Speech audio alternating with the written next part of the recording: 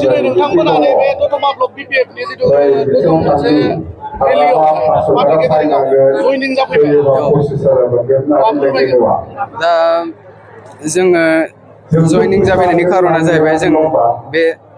एबसुनि जे बे रुल्स एन्ड रेगुलेसन्सफोर दंमोन जों बेखौ बारा मोजां मोनाखै जों बेबायदि माबायाव थानानै खामानिखौ मावनो एसे उसुबिदा मोनदों आरो बेनि थाखायनो जों जयेन जाफैनाय जाबाय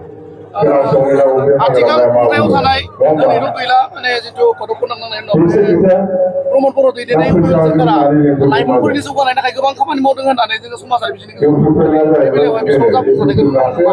नुनो मोनदों जाफुंसारनायखौ नुहुरनोनो मोनासै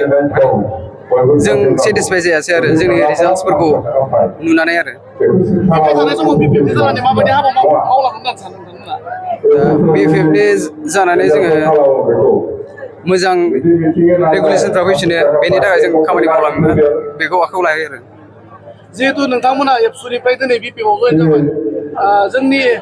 इयुथ जेनेरेसनफोरखौ मा खालामबायगोन बेनोखि जोङो इयुनावहाय जोङो आवगायनो थाखाय हार्ड वर्कखौ मोजाङै खालामनांगोन जोङो